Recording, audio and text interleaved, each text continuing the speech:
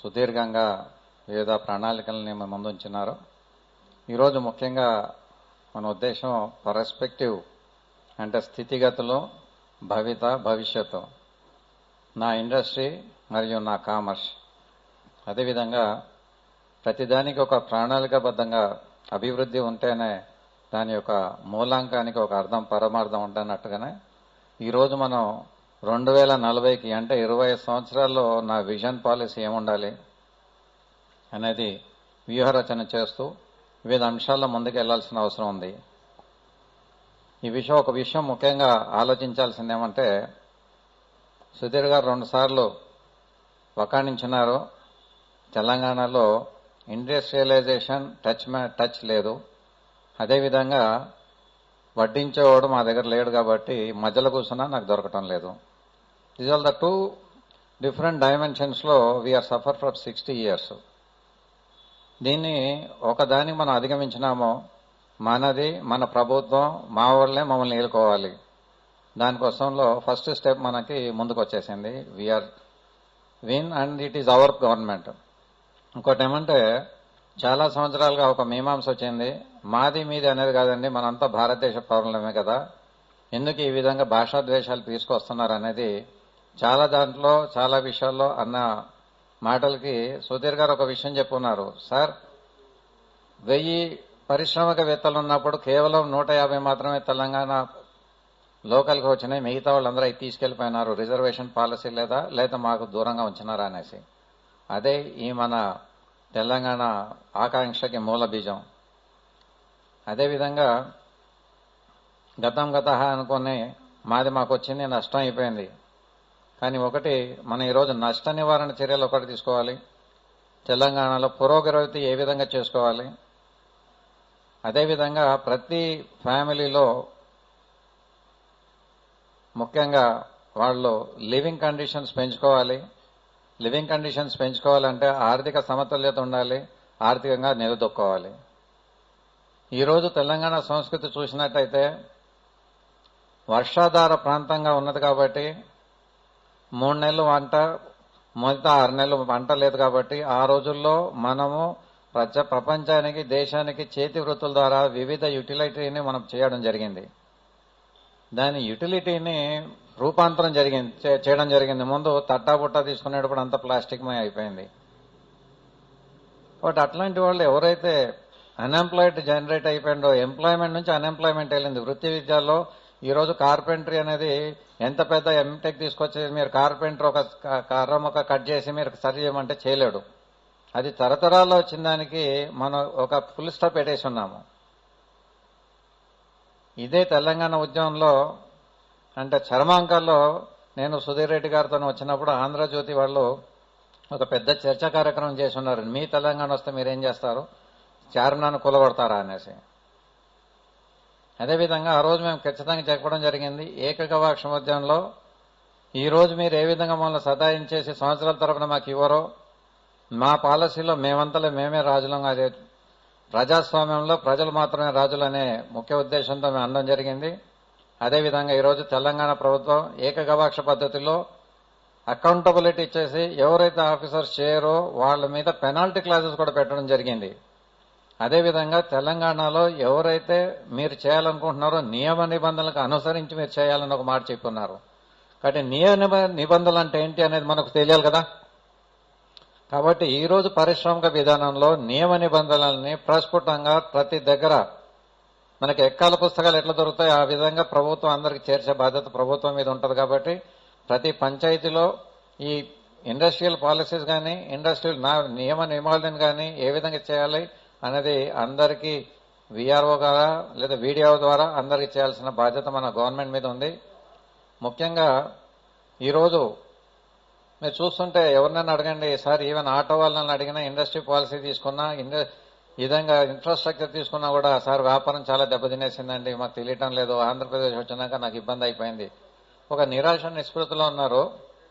కానీ దీనికి మనం నిక్కచ్చిమైన సమాధానం చెప్పాల్సిన బాధ్యత మన మీదే ఉంది. ఈరోజు ప్రపంచం మొత్తంలో రిసెషన్ వచ్చింది కానీ ఇండియాలో రిసెషన్ రాలేదు. ఈరోజు పక్కనున్న చైనా మనకంటే అధ్వాన పరిస్థితిలో ఉంది. దాన్ని మనకి కోఇన్సిడెన్స్ అయింది కాబట్టి మార్కెట్లో స్తబ్దత వచ్చింది. ఇంటర్నేషనల్ మార్కెట్లో మార్కెట్ లేదు. ఈ రోజు పెట్రోల్లో ఒకప్పుడు క్రూడ్ ఆయిల్ అనేది 110 బ్యారెల్ ఉండేది, ఈ రోజు 47 బ్యారెల్ తగ్గిపోయింది. అంటే ప్రపంచంలో ఏ విధంగా తగ్గిందో మనది కూడా ఇండస్ట్రియల్ పాలసీలో తగ్గింది తప్పితే తెలంగాణ మూలాన ఇండస్ట్రియల్ పాలసీలో తగ్గుదల వచ్చింది అనేది అపవాదం లేదు. కాబట్టి ప్రతి తెలంగాణ వాది కూడా ప్రజలకి చెప్పాల్సిన బాధ్యత మన మీద ఉంది.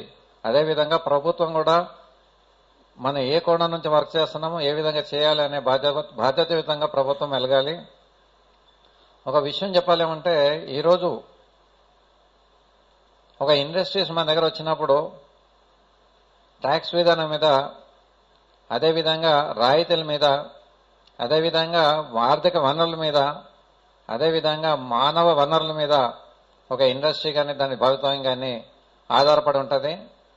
ఈరోజు మనకి 24 డిస్టిక్లో మనకి సేల్స్ ట్యాక్స్ ఒకే విధంగా ఉండేది. ఈరోజు మన సేల్స్ ట్యాక్స్ విధానం 10 డిస్టిక్లకు వెళ్ళింది.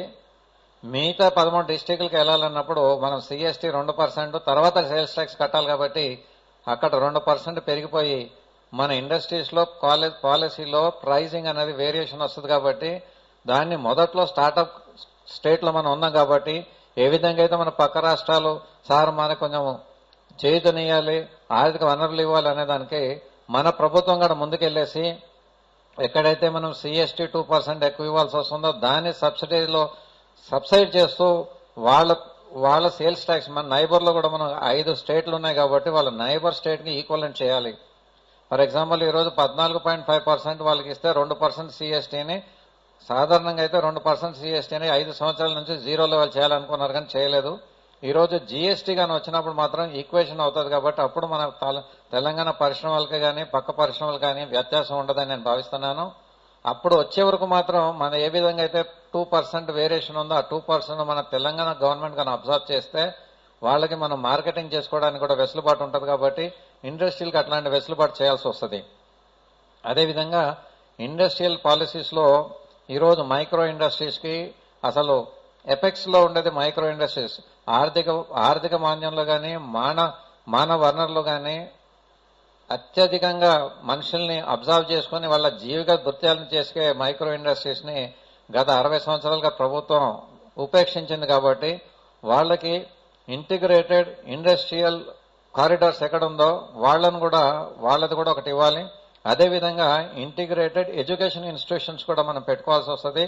అదేవిధంగా ఎప్పుడైతే ఈ క్లస్టరైజేషన్ అయిపోయిందో, హైదరాబాద్ అర్బనైజేషన్ అయిందో, అర్బన్ అంటే ఏంటండి, ఒక విషయంలో మనకు కావాల్సిన మౌలిక వసతులు కానీ ఏ విధంగా ఉంటే అదే అర్బనైజేషన్, ఏమీ అందుబాటులో లేకపోతే అదే రూరల్. ఒకవేళ కానీ హాస్పిటలైజేషన్ కానీ ఎంటర్టైన్మెంట్ కానీ వాళ్ళకి కావాల్సిన మినిమం వస్తువులు కానీ వాళ్ళకి కావాల్సిన వెదర్ ఇన్ఫ్రాస్ట్రక్చర్ కానీ ఉన్నప్పుడు అదే అర్బనైజేషన్. కాబట్టి why we are not bringing the urbanization into the nearby places. ఈ రోజు మనకి తెలంగాణ ఒక చూసుకుంటే బంగారు ముద్దలాగా ఉంటుంది. ఎక్కడికైనా ఎక్సెప్ట్ ఆదిలాబాద్ చెప్తే పొద్దున వెళ్ళి సాయంకాలం వచ్చే పరిస్థితి మన దగ్గర ఉంది. కాబట్టి ఇండస్ట్రియల్ పాలసీస్ లో ఎక్కడ క్రియేట్ చేసినా కూడా ఎంప్లాయ్మెంట్ కమ్యూటేషన్ ప్రాబ్లం లేదు అనిపిస్తుంది. కాబట్టి ఈ ఇండస్ట్రియల్ డెవలప్మెంట్ చేయాలంటే కమ్యూటేషన్, వాళ్ళకి వసతులు కానీ రవాణా సౌకర్యం అనేది చాలా పెద్ద ఎత్తున వాళ్ళకి కలిగించాల్సిన అవసరం వస్తుంది.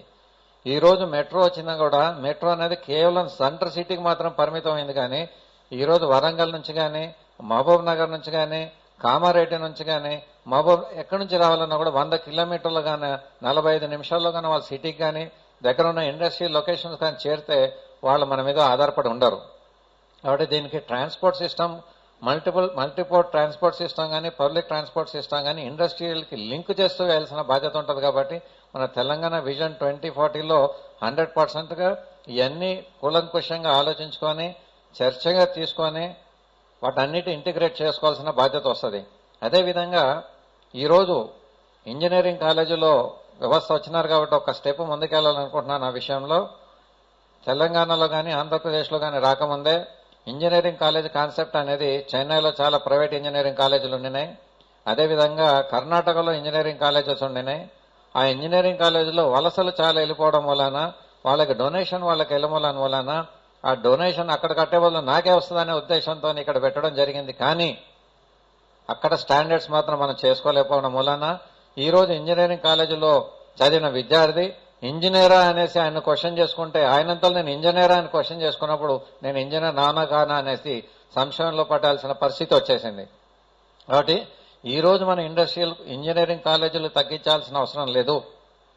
అదేవిధంగా ఇంజనీరింగ్ కాలేజీలకి సమానుగుణంగా 5 ఇంతలు డిప్లొమా కాలేజీలు కానీ 10 ఇంతలు కానీ ఈ టెక్నికల్ ఐటీఐ లాంటిది ఇండస్ట్రియల్ ట్రైనింగ్ ఇన్స్టిట్యూషన్ కానీ క్రియేట్ చేసుకొని తెలంగాణలో ఉన్న ఒకే ఒక గొప్పదనం ఏంటంటే కష్టించి పనిచేసే తత్వం మన తెలంగాణలో ఉంది. కాబట్టి ఈ రోజు తెలంగాణ వాదులు పక్కన వెళ్ళరు అనేది ఒక అపవాదం కూడా మన మీద ఈ మధ్యలో అంటున్నారు. ఒకవేళ మన వాళ్లే లేకపోతే ఈ రోజు సూరత్ కానీ భివాండి కానీ గుజరాత్ ఎక్కడైనా సరే తెలంగాణలో ఉన్న వాదు ప్రపంచ దేశంలో ప్రతి దగ్గరగానే తెలంగాణ వాదులు ఉన్నారు. దాని అపోద పక్కన పెట్టేసుకొని ఇంజనీరింగ్ కాలేజీలో క్షుణ్ణంగా ఇంజనీరింగ్ పర్స్పెక్టివ్ లో ఇండస్ట్రియల్ ని ఇంటిగ్రేట్ చేస్తూ వాళ్ళకి ఇండస్ట్రీస్ ని క్రియేట్ చేయాల్సిన బాధ్యత మన ప్రభుత్వం మీద ఉంటుంది. అదేవిధంగా ఈ రోజు ఇంజనీరింగ్ కాలేజీలో ఎంత ప్రొడక్షన్ వెళ్తుందో ఆ ప్రొడక్షన్ ని అబ్జర్వ్ మన దగ్గరే చేసుకోగలుగుతామా? మెరికల్ లాంటి ఇంజనీరింగ్ స్టూడెంట్ మన దగ్గర ఇండస్ట్రియల్ చేసుకోవాలంటే అట్లాంటి ఇండస్ట్రియల్ మనం క్రియేట్ చేసుకోగలుగుతామా అనేది ఒక ముఖ్యమైన ఉద్దేశపూర్వకంగా మనం వెళ్లాల్సిన అవసరం వస్తుంది. అదేవిధంగా ఇండస్ట్రియల్ పాలసీస్ లో ఎవరైతే మానవత ఇంపార్టెంట్ ఉందో ఇన్ఫ్రాస్ట్రక్చర్ కూడా అదేవిధంగా ఇంపార్టెంట్. ఎప్పుడైతే ఇన్ఫ్రాస్ట్రక్చర్ అదేవిధంగా ఇంపార్టెంట్ వాళ్ళకి మౌలిక వసతులు కూడా అదేవిధంగా ఇంపార్టెంట్.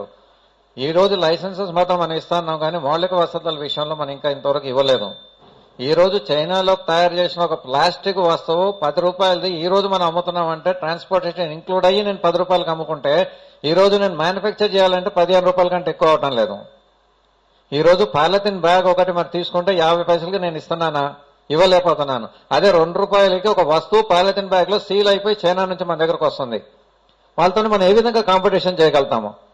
కాబట్టి ముఖ్యంగా ఇట్లాంటి విధి విధానాలని ప్రభుత్వం కూలంకుషంగా ఆలోచించుకొని విదేశాల నుంచి వచ్చేటప్పుడు ఏ విధంగా చేస్తున్నారు, మనం చేయాలంటే ఏ విధంగా చేయాలి, టెక్నాలజీ అడ్వాన్స్మెంట్ చేయాలి, టెక్నాలజీ అప్లికేషన్ మనం విద్యార్థులతో తీసుకోవాలి. అదేవిధంగా ఈ ఇండస్ట్రీస్ ఇంప్లిమెంట్ చేసి అప్లికేషన్ అప్గ్రేడేషన్ చేసుకునేటప్పుడు వాళ్ళకి బ్యాంకింగ్ సౌలభ్యం మాత్రం చాలా చాలా చేయాల్సిన బాధ్యత ఉంటుంది. అదేవిధంగా ప్రొడక్షన్ ఇచ్చుకున్నాక వాళ్ళు తీసుకోలేనప్పుడు ప్రభుత్వమే వాళ్ళ నుంచి పర్చేజ్ చేసుకొని ఈ రోజు ఎంఎస్పీ ద్వారా ఫుడ్ ప్రొడక్ట్స్ ఏ విధంగా పర్చేజ్ చేసుకొని వాళ్ళ దగ్గర పెట్టుకొని అవసరం ఉన్నప్పుడు అమ్ముతున్నారో అదేవిధంగా ప్రొడక్షన్ ఇండస్ట్రీస్ కూడా ప్రభుత్వం తీసుకొని వాళ్ళకి అమ్మగలిగిన శక్తి ఉన్నప్పుడే ఇండస్ట్రీలలో నిలవదొక్కగలుగుతారు. ఈ రోజు ఎన్నో ఇన్సిపియంట్ ఇండస్ట్రీస్ ఉన్నాయి. మనం పాలసీస్ వేరే వాళ్ళని పిలుస్తున్నాం కాబట్టి నా దగ్గర ఉన్న ఇండస్ట్రీస్ 100% ప్రొడక్షన్ ఇస్తున్నాయా, 100% నిలదొక్కుంటున్నాయా? ఈ రోజున ఇన్సిపియంట్ ఇండస్ట్రీస్ ఎన్ని ఉన్నాయి? ఆ ఇన్సిపియంట్ ఇండస్ట్రీస్ లో వాట్ ఇస్ ద రీజన్స్? దాని మీద ఒక కమిషన్ కానీ ప్రతి ఇండస్ట్రియల్ పార్క్ లో అట్లాంటిది రిట్రసల్ మెకానిజం కానీ విత్ ఇన్ టైం బౌండ్ లో ఏ విధంగా అయితే కొత్త పాలసీస్ వస్తుందో ఆ టైం అదేవిధంగా పాత ఇన్సిపియంట్ ఇండస్ట్రీని రికవరీ మీద కూడా అదేవిధంగా ఇవ్వాలి. అదేవిధంగా ఈ రోజు integration to the financial institutions, government and industrialist వాళ్ళకి మొత్తం ఆ మధ్యన కోఆర్డినేషన్ లేదు. ఈ రోజు బ్యాంకింగ్ ఒక విధానం చెప్తారు, గవర్నమెంట్ ఒక విధానం చెప్పొద్ది, ఇండస్ట్రీస్ మార్కెటింగ్ డిటర్మినేషన్ ఒక విధానం ఉంటుంది. ఈ రోజు బ్యాంకర్స్ అడిగినప్పుడు వారి పాలసీస్ ఫాలో చేయమంటాడు, ఆ పాలసీస్ అనేది ఈయన ఇంప్లిమెంట్ చేయలేడు. చేయనప్పుడు ఏ విధంగా వస్తుంది? ఈ రోజు మనం కూసాగూడ చుట్టుపక్కలనే చిన్న చిన్న షెడ్లు అవన్నీ ఉంటాయి. ఈ రోజు ఇండస్ట్రీ పాలసీలో రెసిడెన్షియల్లో మీరు ఇండస్ట్రీస్ పెట్టినారు కాబట్టి మీకు విద్యుత్ ఇవ్వడానికి లేదు లేదా పెనాల్టీస్ వేస్తా అంటారు. బట్ అట్లాంటి చిన్న ఇండస్ట్రీస్ ని మీరు రిలొకేట్ చేసి మీరు లొకేషన్ లో మంచి ఇట్లా స్మాల్ ఇచ్చి వాళ్ళకి రాయితీలు ఇచ్చేసి కమ్యూటేషన్ ఇచ్చిన దాఖలాలు ఏదన్నా ఉంటే ఇక్కడ పెట్టాల్సిన అవసరమే ఉండదు. అట్లా అనుకున్నప్పుడు మిగతాలో ఇండస్ట్రియల్ పార్క్స్ ఈ రోజు నేను మొన్న ఒకసారి తాండూరులో ఇండస్ట్రియల్ పార్క్ వెళ్ళినాను. ఎవ్రీథింగ్ ఇచ్చిన షెడ్ తప్ప ఏమీ లేదు అక్కడ. ఇండస్ట్రీస్ ఎందుకు ఉండటం లేదు? ఎందుకంటే ఇండస్ట్రీస్ పెట్టుకొని వచ్చే ముందు వాళ్ళకి అలాట్ చేసే కంటే ఇండస్ట్రీస్ ఫుల్ఫిల్ అయిపోయినాక నేను ఈ రోజు పెడుతున్నా సార్ నా మెషినరీ వచ్చింది ఎక్కడ పెట్టాలన్నప్పుడు అప్పుడు వాడికి ఆ ల్యాండ్ అలాట్మెంట్ చేస్తున్నారు అనుకోండి. ఈ పాలసీస్ అనేది ల్యాండ్స్ అనేది దారాదత్తం కాకుండా ఉంటాయి. అట్లాంటి కొన్ని పాలసీస్ మనం వర్కౌట్ చేసుకోవాలి. అదేవిధంగా కామర్స్ లో కొన్ని విషయాలు చూసుకున్నప్పుడు మనకి పత్తి రైతులు అని అమ్ముకునేటప్పుడు ఆదిలాబాద్ లోను పక్కన మహారాష్ట్రలో చూసుకుంటే ట్యాక్స్ వేరియేషన్ ఉంది. అట్లాంటి ట్యాక్స్ వేరియేషన్ చేసుకోకుండా మన దగ్గరే ఉంచుకోవడం చాలా ఇంపార్టెంట్ ఉంటుంది. ఈ రోజు ఫర్ ఎగ్జాంపుల్ వరంగల్లో టెక్స్టైల్ పార్క్ పెట్టాలనేసి మౌలిక వసూలు చేయాలనేసి ఒక మన గవర్నమెంట్ పాలసీ డెసిషన్ తీసుకున్నారు. తీసుకున్నప్పుడు వరంగల్లో కానీ కరీంనగర్లో కానీ చుట్టుపక్కల నల్గొండలో కానీ 3 క్లస్టర్లో ఎంతమంది టెక్స్టైల్ ఇండస్ట్రీస్లో ఉత్సాహవంతులైన విద్యావంతులు ఉన్నారు, ఎంతమంది వర్కర్స్ ఉన్నారు, ఎంతమంది ఎంప్లాయ్మెంట్ చేసే ఇంజనీర్స్ ఉన్నారు, ఒకవేళ వాళ్ళకి ట్రైనింగ్ ఉందా, లేదా ట్రైనింగ్ లేకపోతే ట్రైనింగ్ ఇచ్చే వసతులు ఇన్స్టిట్యూషన్స్ ఉన్నాయా, మనం తీసుకొని పరిశ్రమల్ని ముందుకు తీసుకెళ్తే ప్రతి ఒక్కడు అన్ఎంప్లాయ్మెంట్ ఉంటాడు. రెండో థింగ్ ఏమంటే ఈ రోజు మనకి ఇండస్ట్రీస్ తీసుకున్నాక ఇండస్ట్రీస్ అప్లికేషన్ తీసుకొని మైన్ ప్రొడక్షన్ వచ్చేసరికి ఇంకో 2 ఇండస్ట్రీస్ వస్తున్నాయి, మన పాలసీస్ మారిపోతుంది. ఈ రోజు సిమెంట్ ఇండస్ట్రీస్ లో మ్యానుఫ్యాక్చరర్ కేనో సెల్లర్ కి చూసుకుంటే రియల్ ఎస్టేట్ గాను మ్యానుఫ్యాక్చరర్ చూసుకున్నప్పుడు పొంతం లేని రేట్లు అయిపోయినాయి. అంటే ఒక కార్టెల్ అవుతుంది. అట్లా కార్టెల్ అవడం నార్మల్ కామన్ పబ్లిక్ ఎంతవరకు వర్క్ వస్తుంది. అదేవిధంగా చిన్న చిన్న సిమెంట్ ఇండస్ట్రీస్ పెద్ద కంపెనీస్ టేక్ ఓవర్ చేసినాయి. కాబట్టి ఇట్లాంటి చిన్న వాటిని ఏ విధంగా ప్రొటెక్షన్ చేయగలుగుతారు.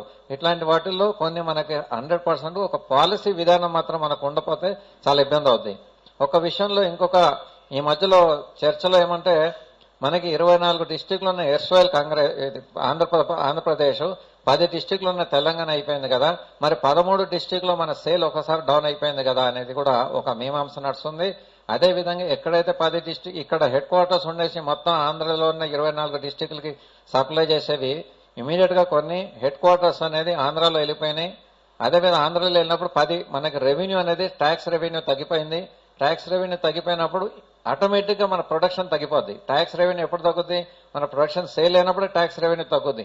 సార్ నేను ట్యాక్స్ రెవెన్యూ తగ్గుతుంది కాబట్టి నేను ట్యాక్స్ పెంచేస్తా అనేది కాకుండా ఎందుకు ట్యాక్స్ రెవెన్యూ తగ్గింది, ప్రొడక్షన్ లో లోటుపాట్లు ఏముందనేసి గవర్నమెంట్ అనేది దాన్ని కులకృషంగా చర్చాల్సిన అవసరం రెండోసారి ఉంది. అదేవిధంగా మనము 10 డిస్ట్రిక్ట్స్ కి కాకుండా పక్కనున్న కర్ణాటక, ఛత్తీస్గఢ్, ఈరోజున్న ఆంధ్ర 4 రాష్ట్రాల్లో కూడా మనం సెంటర్లో ఉన్నాం కాబట్టి ఆ సెంటర్లో మనకి సౌత్ ఇండియాలో మొత్తం హబ్గా మనం క్రియేట్ చేసుకుంటే మన యాక్సెసిబిలిటీ కమ్యూనికేషన్ తక్కువ ఉంటుంది కాబట్టి నాణ్యమైన సరుకు ఎక్కడ ఉందో కూడా దానికి ఎప్పుడన్నా మనకు విలువ ఉంటుంది. ఈరోజు ఫర్ ఎగ్జాంపుల్ ద్రాక్ష తోటలు అనేసి 30 సంవత్సరాల క్రితం ద్రాక్ష తోటలు పెట్టేసి ఈరోజు అంతా రియల్ ఎస్టేట్ అయిపోయింది. ఈ రోజు ద్రాక్ష అనేది ఆంధ్ర సెక్టర్ లో ఎక్కడ కారిడార్ లో పండదు ఎక్కువ, కానీ మన దగ్గరే పండినారు. పండించినప్పుడు అంతా పండించుకొని ఈ రోజు రియల్ ఎస్టేట్ వర్కౌట్ చేసుకుని 100,000 కోట్ల డబ్బులు సంపాదించున్నారు. కానీ అదే ద్రాక్ష తోటని ఇంకా కొన్ని డిస్ట్రిక్ట్ లో తీసుకొని దానికి ఇండస్ట్రియల్ పాలసీస్ ఏమైనా లింక్ చేస్తూ agriculture with industrial policies and common supporting price from the government ఇస్తూ వాళ్ళకి సరైన అవగాహన కల్పిస్తూ ఎప్పుడైతే ఒక ఔత్సాహిక పారిశ్రామికవేత్త ముందుకు వచ్చినప్పుడు 3 నెలల లోపల లైసెన్స్లే కాకుండా నడిపించే విధానం కానీ, అదేవిధంగా అతను సరుకు డెవలప్ మ్యానుఫ్యాక్చరర్ కాగానే గవర్నమెంట్ వాళ్ళకి ఎక్కడ అమ్మడం విధానం కూడా బ్రిడ్జి క్రియేట్ చేసుకున్నప్పుడు ఇండస్ట్రియల్ పాలసీ అనేది తెలంగాణలో ప్రడోలిల్లుతున్నది ఖచ్చితంగా నేను భావిస్తున్నాను. అదేవిధంగా ఈరోజు పబ్లికేషన్ తీసుకుంటే తెలంగాణలోనే పబ్లికేషన్ చాలా ఉన్నాయి. ప్రెస్ ఇండస్ట్రీస్ మన దగ్గర ఉన్నాయి. ఈ రోజు రాజమండ్రిలో కొన్ని పబ్లికేషన్ వెళ్తున్నాయి, మ్యానుఫ్యాక్చరింగ్ అనేది మన దగ్గర వెళ్తుంది. ఎన్నో ప్రింటింగ్ ఇండస్ట్రీస్ వచ్చినాయి. కానీ ఇండస్ట్రీస్ పోకుండా మన దగ్గరే వండుకోవాలన్నప్పుడు వాళ్ళకి ప్రొడక్షన్ చేసిన దానికి కన్జంప్షన్ ఎక్కడవుతుందో ఆ కన్జంప్షన్ కూడా మన ప్రభుత్వం కల్పించాల్సిన అవసరం ఉంది. అది ఒకటే విధంగా సార్ నేను లైసెన్స్ ఇస్తున్నానండి, తర్వాత మీరే ఎక్కడ అమ్ముకుంటారో అమ్ముకోండి అనుకోకుండా వాళ్ళు ఒక నావిగేషన్ కూడా చేయాల్సిన ఒకటి వస్తుంది. ఈ రోజుల్లో ఫర్ ఎగ్జాంపుల్ వాల్మార్ట్ కాన్సెప్ట్ తీసుకుంటే ఎవరైతే మ్యానుఫ్యాక్చరర్ చేస్తున్నారో వాళ్ళకి 100% కన్జంప్షన్ గ్యారంటీ ఇస్తుంది. కాబట్టి వాళ్ళకి 5% ఉన్నా కూడా వాల్మార్ట్ ప్రోడక్ట్లు అమ్మేస్తున్నారు. వాల్మార్ట్ వాళ్ళు విపరీతం వివిధ రాష్ట్రాల్లో కానీ వివిధ దేశాల్లో కానీ వాళ్ళ ప్రైస్ రిడక్షన్ ప్రైస్ లో అమ్ముతున్నారు. కాబట్టి అదేవిధంగా మన దగ్గర కూడా గవర్నమెంట్ కోఆపరేటివ్ సిస్టమ్స్ లో కానీ మొదటి నుంచి మనకు తెలుసును ఆ కోఆపరేటివ్ సిస్టమ్ ని ఎంకరేజ్ చేసుకొని తక్కువ లెస్ ప్రైస్ తోని డైరెక్ట్ కన్జ్యూమర్స్ తోని క్లస్టర్ ని వర్కౌట్ చేసుకుని ఆ క్లస్టర్ ని ఇచ్చుకోవాలి. టెక్నాలజీ మాత్రం ట్రాన్స్ఫర్ చేసుకోవాలి. ఈ రోజు ఖమ్మంలో ఒక ప్రొడక్షన్ ఖమ్మంలోనే కన్జంప్షన్ అయినప్పుడు ట్రాన్స్పోర్టేషన్ తక్కువ ఉంటుంది, అక్కడే వెళ్తారు. కానీ టెక్నాలజీ కానీ మహబూబ్ నగర్ తీసుకుంటే అక్కడే ఇండస్ట్రీలు డెవలప్ అవుతాయి. కానీ ఒకటే ఇండస్ట్రీ ఖమ్మంలో పెట్టుకుని 10 డిస్టిక్లకు వాళ్ళే అమ్ముకోండి అనుకోకుండా స్మాలెస్ట్ లెవెల్లో ప్రొడక్షన్ గ్యారంటీ ఇచ్చుకుంటూ వేరే వేరే ఏరియాలో ఇచ్చుకుంటే బాగుంటది. అదేవిధంగా ఈరోజు నూతన విధానంలో ఫస్ట్ స్టెప్ మనం వెళ్ళున్నాము. ఆ ఫస్ట్ స్టెప్ లో మనం సఫలీకృతమైనాము. అదేవిధంగా 4-5 పెద్ద కంపెనీస్ మనకు వచ్చినాయి. మనం వాళ్ళకి వెళ్లాల్సిన అవసరం లేదు. గవర్నమెంట్ వాళ్ళు మేక్ ఇన్ ఇండియా అన్నట్టే మనం మేడ్ ఇన్ తెలంగాణ ఇచ్చినాము. దాంట్లో 2 కంపెనీస్ వచ్చినాయి. మన మన అదృష్టం కొద్దీ ఫార్మాస్ లో ఈ మహబూబ్ నగర్ దగ్గరలో ఉన్న దాంట్లో వేరే వేరే కంపెనీలు రాలేదు. రెండో థింగ్ ఏమంటే మన దగ్గర 30% అనేది మేజర్ డ్రగ్ ఇండస్ట్రీస్ ఉన్నాయి. కానీ ఎప్పుడైతే డ్రగ్ ఇండస్ట్రీస్ ఇన్స్టిట్యూషన్ చేసుకునేటప్పుడు దాని బై ప్రొడక్ట్స్ ని డిజాల్వ్ చేయాలా, సాల్వెంట్స్ ని ఏ విధంగా డిసెమినేట్ చేయాలనేది ప్రాసెస్ మాత్రం ఉంది. కానీ వాళ్ళు అన్ని తుంగలు దొక్కేసి మన చుట్టుపక్కల ఉన్న ల్యాండ్స్ అన్ని పొల్యూషన్ చేస్తున్నారు. ఎప్పుడైతే పొల్యూషన్ కంట్రోల్ బోర్డుకి మెయింటెనెన్స్ చేసుకోవాలన్నా గ్రీనరీ క్రియేట్ చేసింది వాళ్ళు చేయలేదు. అండ్ ఈ రోజు మనం we are not against that government industries, కానీ వాళ్ళ పాలసీస్ మాత్రం విత్ ఇన్ టైం బౌండ్ పెట్టుకుని 1 year లోనో 15 months లోనో we have to fulfil all the pollution norms మాత్రం వెళ్లాల్సి వస్తుంది. అదేవిధంగా ఎప్పుడైతే పొల్యూషన్ కు పెనలైజ్ చేస్తూ వాళ్ళకి కావాల్సిన మౌలిక సదులని తీసుకునేటప్పుడు కొన్ని ట్యాక్స్ రూపాన్ని వాళ్ళు తీసుకున్నప్పుడు అది ఆ ఏరియాలో స్పెండ్ చేసి ఆ పొల్యూషన్ బాధ్యులకు వాళ్ళు చూసుకునే బాధ్యత గవర్నమెంట్ ఉంటుంది. కాబట్టి ఈ పారదర్శకత తీసుకోవాల్సిన బాధ్యత ఉంటుంది. ఈ రోజు మేము పటాన్ చెరువులో కానీ దాని చుట్టుపక్కల కానీ వరి వేస్తే వరిలో మీకు ఏ విధంగా కెమికల్స్ ఉన్నాయి, వెదర్ దానికి మనం ఈ రోజు ఆర్గానిక్ ఫుడ్ అనుకుంటున్నాం, కానీ ఇన్ఆర్గానిక్ ఫుడ్ లో అవి తినలేని కెమికల్స్ మన దగ్గర ఉన్నాయి. ఈ జీడిమెట్ల ఇండస్ట్రియల్ ఎస్టేట్ లో మీరు ఏ విధంగా తవ్వగానే బోరింగ్ లో కానీ వాటర్ అనేది పొల్యూటెడ్ వాటర్ వస్తుంది. మరి పొల్యూటెడ్ వాటర్ అనేది కంటిన్యూస్ గా ఇంట్లో ఉండిపోయిందా లేదా క్లీన్ చేసుకోనికి ఏ విధంగా వచ్చిందా అనేది కూడా మన దాంట్లో తప్పు అయిపోయిందని విధిలోకోకుండా తప్పును ఏ విధంగా సరిదిద్దుకోవాలనేసి ప్రతి స్పెషల్లీ ఎవ్రీ 10 districts లో శాటిలైట్ టౌన్స్ తీసుకొచ్చేసి శాటిలైట్ క్రియేషన్ సెంటర్స్ తీసుకొస్తే ఈ రోజు వెస్టర్న్ కంట్రీస్ లో, యూరోపియన్ కంట్రీస్ లో చిన్న చిన్న ఈవెన్ జర్మనీ తీసుకోండి, ఫ్రాన్స్ తీసుకోండి, నెదర్లాండ్ తీసుకోండి, లండన్ తీసుకోండి, it is not a very big industries. మనం వెళ్తుంటే 3 గంటలకి ఈ మనకి వెహికల్ వెళ్ళిపోయినా కూడా ఒక కంట్రీ నుంచి ఇంకో కంట్రీకి వెళ్తాం, కామన్ కరెన్సీ ఉంది. అదేవిధంగా ప్రతి డిస్టిక్ ని ఒక డెవలప్మెంట్ యూనిట్ గా మనం తీసుకొని మనం వర్కౌట్ చేసుకుంటే 100% మనం డెవలప్ అవుతుందని మనం వాంఛిస్తున్నాము. తెలంగాణలో ఎన్నో చర్చలు మనం చేస్తున్నాము. దానికి ఈ కేవలం మనం చర్చకే మనము పరిమితం చేసుకోకుండా దాని సొల్యూషన్ కూడా ఇస్తున్నాము. దీన్ని గవర్నమెంట్ వారు కానీ ప్రభుత్వం గారు కానీ ఒక విశ్లేషకులు కానీ మన ఇచ్చిన సలహాలని వాళ్ళు పాటించి వాళ్ళు 100% గా మన ప్రభుత్వంలో తెలంగాణ వాదులకి వాళ్ళ యొక్క ఆశల్ని నెరవేర్చుకోవడానికి Telangana should be feel proud to becoming himself is the Telangana. రేపు పొద్దున వెళ్ళినాక ఐఎమ్ ఫ్రమ్ తెలంగాణ అని చెప్పాలి. జనాలు ఈ రోజు నేను గుజరాత్ నుంచి వస్తున్నాను చెప్తున్నారు, ఐఎమ్ ఫ్రమ్ తెలంగాణ ఆయన ఎవరు చెప్తే సుభిక్షమైన తెలంగాణ మనకి ఖచ్చితంగా ఉంటుందని నేను ప్రగాఢంగా విశ్వసిస్తున్నాను.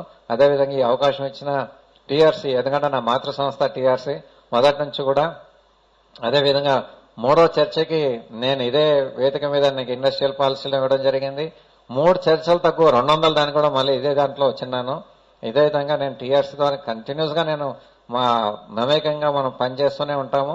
తెలంగాణలో ప్రతి వ్యక్తి, ప్రతి పౌరుడు కూడా నేను తెలంగాణ ఎయిడ్స్ అని కాలర్ లేపుకొని బతకాల్సిన పరిస్థితి మనం తేవాల్సిన బాధ్యత మనం మీద ఉందని ఆకాంక్షిస్తూ ఈ అవకాశం ఇచ్చిన అందరికీ ధన్యవాదాలు తెలుపుకుంటున్నాను. Thank you Ashok garu.